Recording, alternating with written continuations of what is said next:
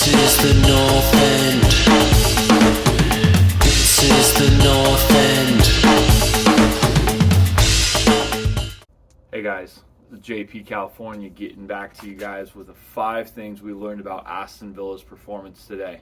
It's February 9th, 2022. Holy crap, that sounds strange to say. It's our first game in over 2 weeks almost. And we want to take a look at this Leeds United Villa 3-3 thriller with, 5 goals in the first half. It was insane. But before we get started, if you like this video, you've watched a few of our things, please like and subscribe.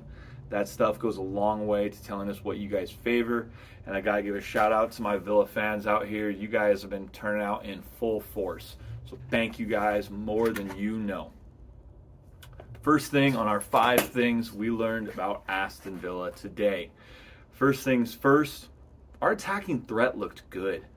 Every time we went forward, we looked like we were going to score. Luka Dean getting up and supporting attacks, great. Matty Cash got an assist. Philip Coutinho, 2 assists with what I believe are just 2 melt-in-your-mouth passes. It was incredible, the attacks that we saw. I don't remember the last time I've seen us attack this well.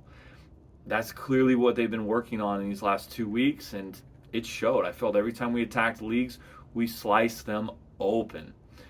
Buendia could have had a better game, but the attacks looked great. That brings us to number 2, our game plan. To me, the game plan was to kind of let the match open up. And that's not the game plan you want to play against Leeds.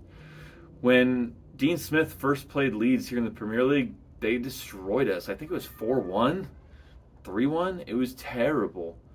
We played a really open game, and that's kind of what we did today. Now, we didn't lose like we did that time, but once we got the 3-1, I would expect us to see a little game management for the second half. We could have easily gone into that second half 3-1 up and just cruised or even potentially just tried to take a sting out of their attack. Maybe it was 3-2 at half, I forget. But with a goal lead, you got to take the sting out of their attack. You got to take the thing away they want, which is space. Tighten everything up. Make it predictable. If you lose it, do it in tight spaces. Don't do soft or even shitty passes.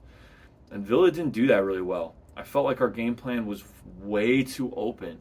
I felt like we wanted to do a boxing match versus them. It was entertaining, but that doesn't get you the points. And to me, this was 2 points dropped today, big time.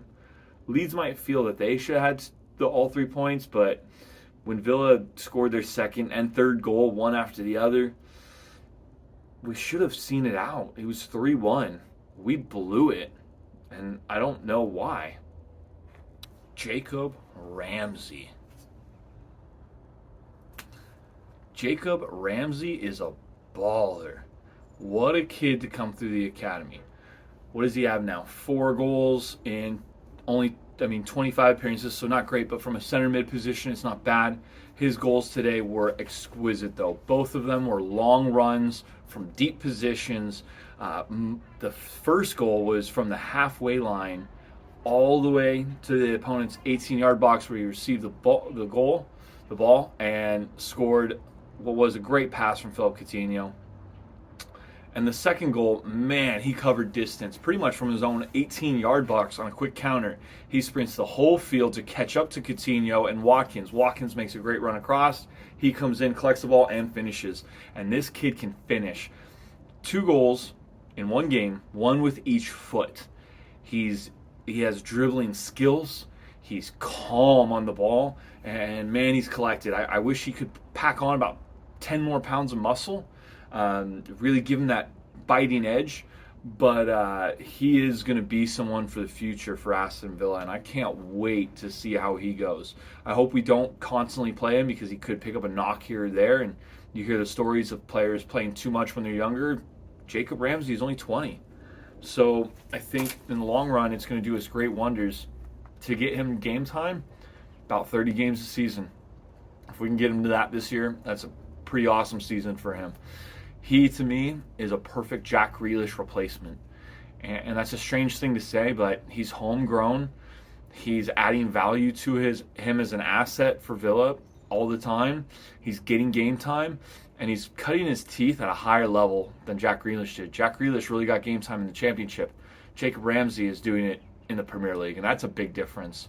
So, thumbs up. We can keep him. We can keep him fit, and he keeps playing. If he can get a goal every 4 or 5 games, he's going to be knocking on the England door real soon. So, Jacob Ramsey is a baller. Number 4, Konza fucked up.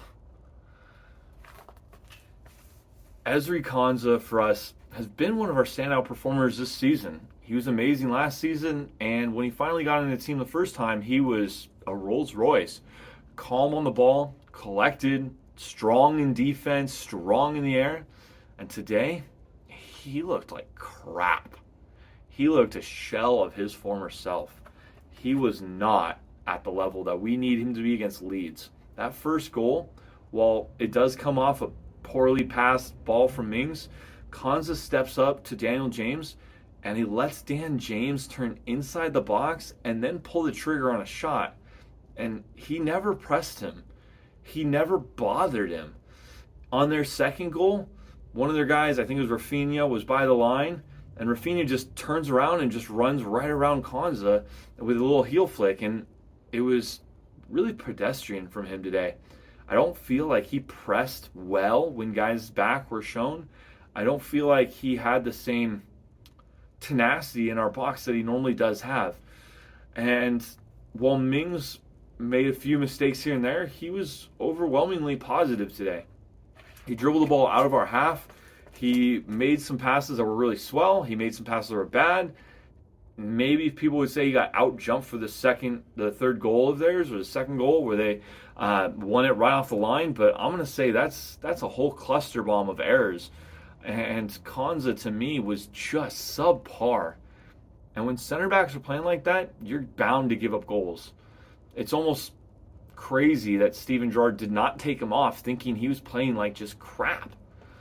I hope Konza gets back to this game. He got a red card on a really bad decision, and again, he fucked up. I think these next 2 games are going to be basically just a giant sit-out time out for a little kid who didn't look to the level. Hopefully he comes back, raring to go, and with a little bit more fierceness in him, because that performance today, if I see it again, he needs to be benched. And our last point, see out the game. To me, our defensive lapses were terrible. Every time Leeds attacked, they cut us open just as well as we cut them open. We really need to do better in defense. Now, a lot of fans are pointing to our 15 shutout season last year, or the year before, or whatever it was. Gotta stop. That's not the same defense. You got Luca Dean in there now, and that's just not the way games work. You can't just rekindle that. That is something that grows and expands over games. It's an attitude. It's a disease in a positive way when you should get constant shutouts like that. It's something that you need to grow. We don't have that. But you know what? We sure as hell shouldn't be blowing a 2-goal lead. And for me, that 2-goal lead, that's everything we've been calling for. A 3-1, 4-1 game, and we blew it. Steven Gerrard might need to hold his hands up a little bit and say, yeah, maybe I should have made some subs at halftime or even into 60 minutes so we can hold the win here. But it wasn't to be. Leeds United did well. They did well. But we got to do some game management there. We got to be able to see out a 2-goal lead. For me, that's kind of unforgettable, and that kind of is a lapse from many years ago before the season we went even down. You know, that reminds me, I think we were 3-1 up against QPR, and we blew that game too. I don't know what to say over this match. I feel very dumbfounded. You know, we played really well on attack, and we defended like a bunch of donkeys. So hopefully we can come out next week or the weekend against Newcastle. We got to throttle them. We need those 3 points. 1 point games ain't going to do it for us. So we have to go after it. I hope you guys like this 5 things post-match wrap-up on the Aston Villa Leeds match today. Villa fans, I hope I could give you some good news. But in the end, it wasn't a point lost. You know, we held on even with a red card.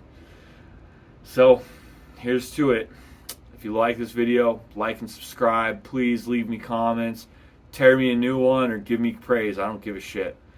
Get at me, guys. Have a good one. Bye. This is the North End. This is the North End.